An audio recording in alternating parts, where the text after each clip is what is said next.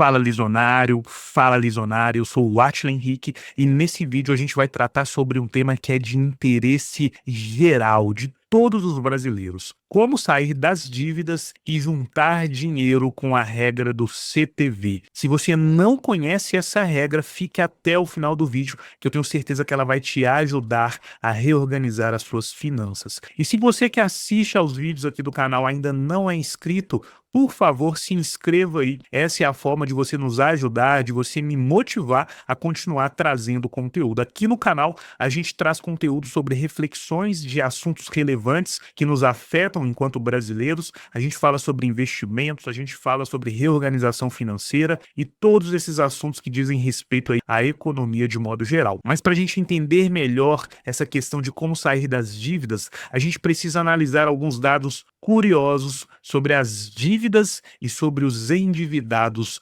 brasileiros. É isso mesmo. No Brasil, de acordo com o mapa da inadimplência e negociações de dívida do Serasa, existem atualmente, olha só, 71,44 milhões de pessoas em situação de inadimplência, o que corresponde a 43,78% da população total. Meus amigos, dá uma olhadinha nisso aqui. Quase metade do Brasil está endividado. É isso mesmo, metade dos brasileiros estão sofrendo aí para pagar as suas contas. O endividamento ele pode surgir devido a diversos fatores, a gente sabe disso, desde questões sociais, econômicas, como também o mau controle financeiro, seja de ordem individual ou de ordem familiar, como por exemplo gastos excessivos, despesas ou situações imprevistas que todos nós estamos sujeitos. Mas aí surge aquela pergunta, né, Lisonário? Por que as pessoas se endividam? O que leva as pessoas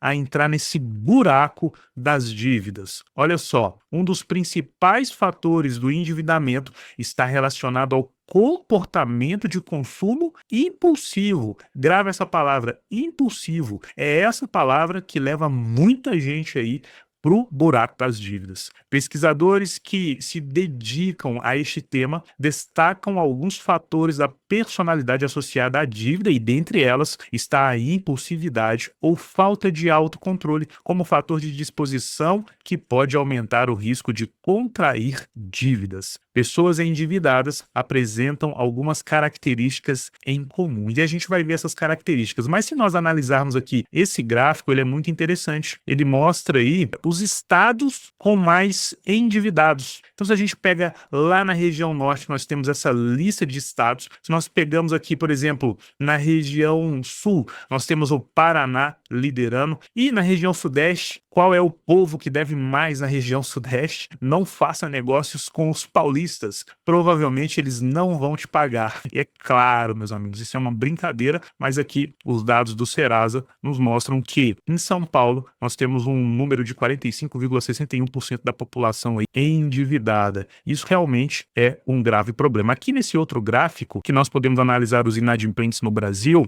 por gênero, nós temos aí que 50,4% das mulheres e 49,6% dos homens. Então aqui é meio a meio. Essa história de que a mulher gasta mais. Olha só, tem homens que gastam muito mais do que mulheres, inclusive com a parte estética, viu? Hoje tem muitos homens aí que vou te contar, viu? É uma gastação de dinheiro infinita tentando melhorar ali a lataria e muitos nem conseguem, viu? Se a gente analisar que a faixa etária das pessoas que mais devem, nós podemos perceber aqui que o grupo entre 41 a 60 anos, o grupo de 35%, é o grupo que mais deve, mas coladinho nesse grupo nós temos também aqui de 26 a 40 anos. Então nós podemos perceber aí que são pessoas jovens, né? As pessoas vão se metendo aí em dívidas e em problemas financeiros. Agora, eu te disse que essas pessoas que devem, que não têm controle financeiro, elas apresentam algumas características em comum. É isso mesmo. Qual que são? Falta de organização e planejamento financeiro, ausência de educação financeira e, olha só, impulsividade. E aí aqui a gente tem um combo perigosíssimo. A ausência de educação financeira é aquela pessoa, na verdade, no nosso país a gente tem esse grave problema. Se você, como eu, estudou em escola pública, meu amigo, você nunca teve uma aula de finanças na sua vida. Talvez numa escola particular as crianças até tenham ali algo relacionado, mas na escola pública, meu amigo, você é ensinado a realmente ser pobre, ou seja, não ter um controle das suas finanças. E aqui eu tô falando ser pobre não é somente do quanto dinheiro você vai ter ou tem, porque também não adianta você ter um bom salário e não saber administrar esse dinheiro. Você não vai conseguir viver uma vida boa. E na escola pública você realmente não aprende nada sobre educação financeira. Então você cresce sem aprender nada sobre dinheiro. E se você é uma pessoa impulsiva, aí você está realmente lascado. Por quê? Você não tem controle financeiro, não tem nenhum tipo de educação financeira, mas tem a impulsividade. Então você vê um produto que você gostaria ou acha que precisa e você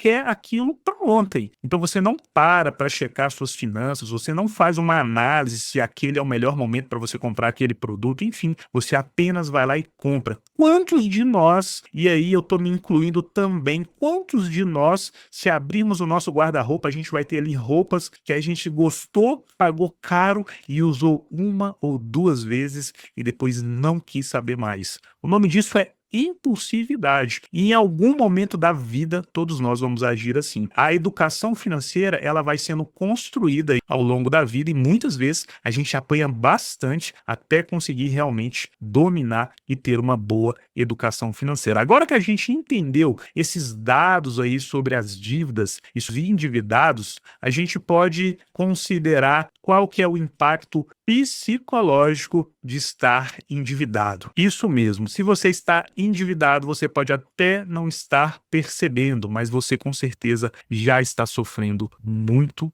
com isso. Como consequência, o endividamento está associado a uma ampla gama de efeitos psicológicos nocivos, como, por exemplo, o estresse, a ansiedade de níveis significativos, depressão, redução da satisfação conjugal, entre outros. Olha só, você acaba tendo problemas no seu relacionamento, Lisonário. É isso mesmo. Quem que vai ter cabeça para pensar ali na parte amorosa se a pessoa está sendo sufocada pelas dívidas? É complicado. E isso reflete em tudo na sua vida. A preocupação constante com as dívidas, o medo de não conseguir pagar as contas e a sensação de estar preso em uma situação financeira difícil tem um impacto negativo na sua saúde mental. O estresse financeiro pode levar a problemas de sono, irritabilidade, baixa autoestima, depressão, dificuldade de concentração. Esses efeitos psicológicos podem agravar ainda mais a situação financeira e dificultar a busca de soluções e tomadas de decisões. Olha só o que não ter uma boa educação financeira,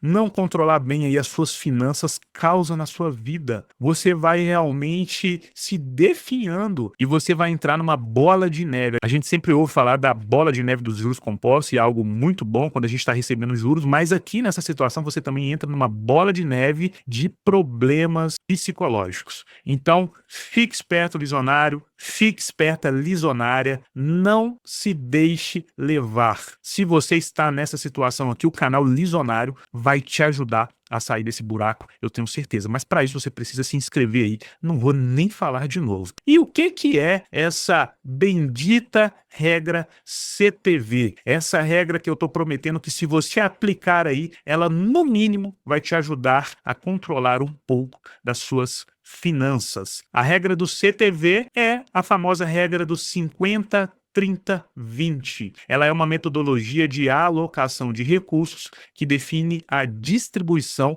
do orçamento mensal. A distribuição ocorre em uma forma bem específica, para você entender de uma vez por todas. Você vai destinar 50% das suas finanças, dos seus recursos, para as despesas essenciais. Mas o que é uma despesa essencial? É importante falar isso porque tem gente que confunde. Tem gente que acha que aquele lanchinho que ela come lá na lanchonete do trabalho todos os dias é uma despesa essencial. E não se engane, viu?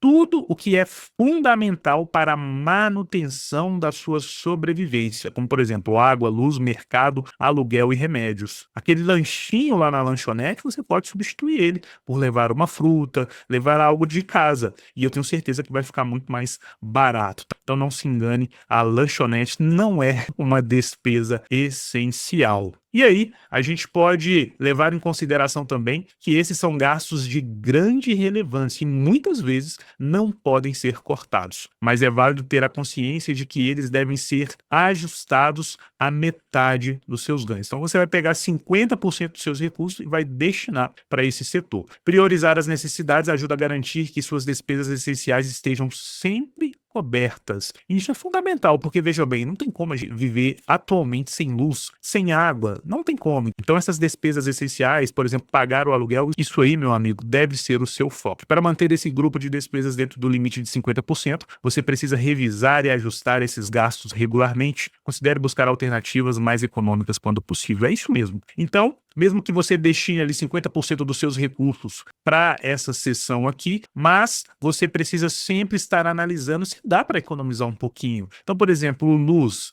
você pode pensar o seguinte: bom, a luz, a energia é uma despesa essencial. Mas, poxa vida, será que eu posso conseguir reduzir um pouquinho essa despesa? Então, se você fica aí, lisonária, tomando banhos de meia hora, pronto, tá aí um local que você pode realmente reduzir uma despesa. Reduzir os seus banhos para, por exemplo, banhos de 5 minutos, 8 minutos, 10 minutos no máximo. Então, nada de ficar aí debaixo do chuveiro pensando na vida, não. E vamos lá, você vai destinar 30% dos seus recursos para as despesas não essenciais e variáveis. Após você garantir que metade da sua renda seja direcionada para suas necessidades básicas, agora é hora de você conhecer o que pode ser incluído naqueles 30% que a gente chama dos desejos. Esses desejos abrangem despesas não essenciais para a sua sobrevivência. São despesas que, se você ficar sem, meu amigo, você realmente não vai partir para a terra dos pés juntos. Essas despesas são relevantes, mas não são essenciais. Vou te dar aqui um exemplo: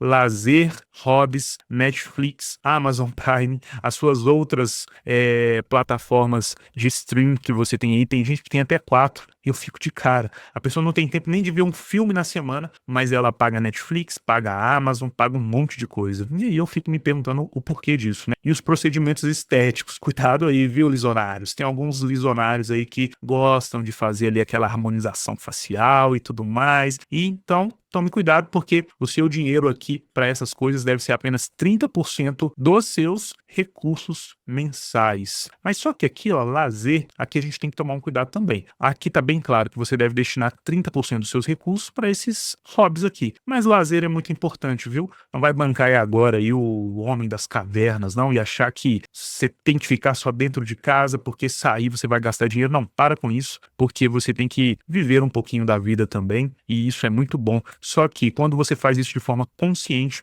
você consegue aproveitar muito mais. E aí, 20% dos seus recursos você vai destinar para os investimentos, que é a construção da sua liberdade financeira. Nesse campo entram os sonhos que demandam acúmulo financeiro para serem concretizados. Você não pode deixar isso de lado. E aí vamos falar de uma aplicação prática de tudo isso que eu falei até agora. Imagine que uma pessoa ganha ali seus R$ 3.000 por mês. Pelo método CTV, a divisão do orçamento dessa pessoa seria: para as despesas essenciais, R$ 1.500, que são destinados ali para os gastos fixos, como nós já vimos. Para os desejos, ela vai destinar R$ 900 para gastos que são considerados não essenciais, e para os investimentos, ela vai destinar R$ 600. E esses investimentos podem ser de curto, médio e longo prazo. E por que esse método CTV pode fazer a diferença na sua vida? Uma das dificuldades de muitas pessoas ao gerenciar as finanças é entender como organizar o seu orçamento. Muita gente quebra a cabeça mesmo nesse momento. As pessoas tendem a ficar confusas com a distribuição da renda e podem cometer erros ou elaborar estratégias que são excessivamente restritivas, o que não costuma ser sustentável no longo prazo. Então a ideia aqui é você bolar ali um sistema, que é o sistema CTV. Na verdade, você não vai bolar, eu já estou te mostrando esse sistema, mas a ideia é você ter um sistema que seja, olha só uma palavra bonita, execuível. Um sistema que você consiga manter ele por um longo prazo, para que você possa realmente ver os resultados. A metodologia facilita a análise da forma como o dinheiro está sendo gasto e ajuda a fazer ajustes mais conscientes para melhorar a sua alocação de recursos.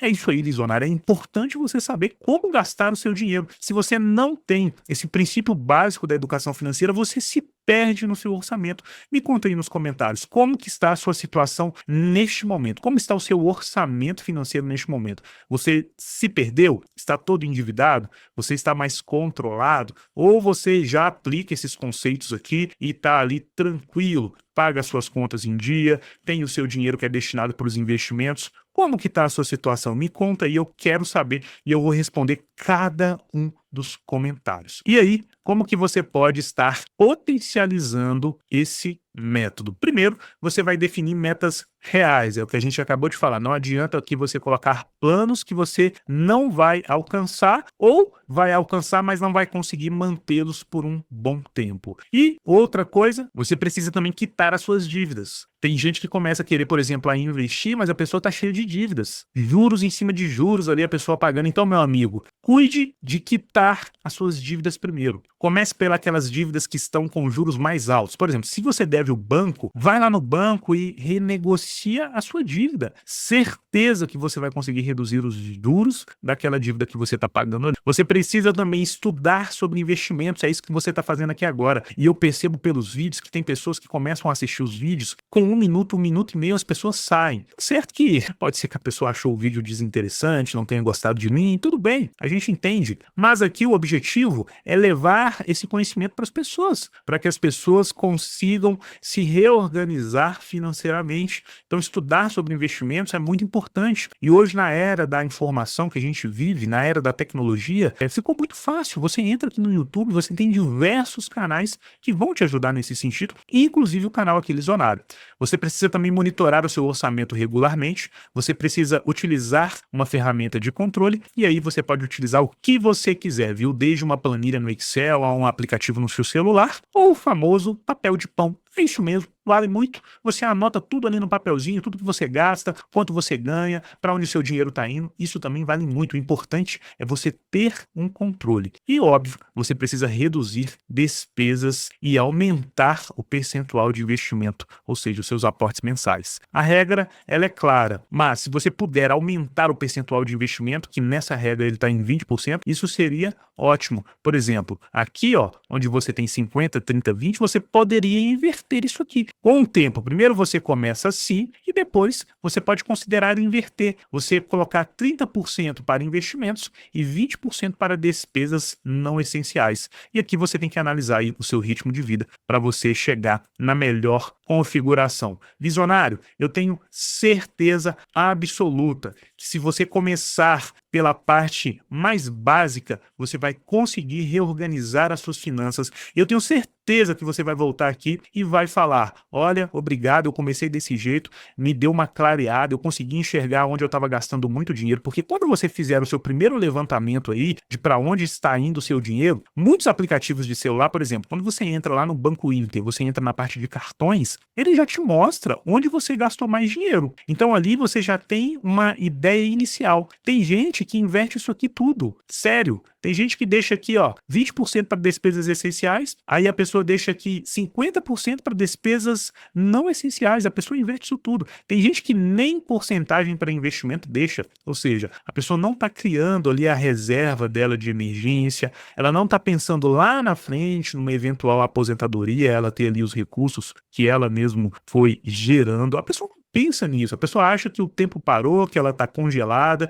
e o tempo não vai passar para ela, mas o tempo passa e lá na frente você vai ter arrependido de não começar hoje a fazer aí o seu controle e a ter uma melhor educação financeira. Então, se você gostou desse vídeo, se inscreva aqui no canal Lizonário, ative as notificações para acompanhar todos os vídeos. Como eu disse, aqui nesse canal eu vou trazer várias reflexões sobre problemas aqui do nosso país, para a gente discutir aqui juntos, para a gente trocar as nossas ideias e as nossas opiniões. Nós vamos falar, claro, sobre investimentos, nós vamos falar, claro, sobre educação financeira. Então, eu te aguardo no próximo vídeo. Grande abraço e até lá!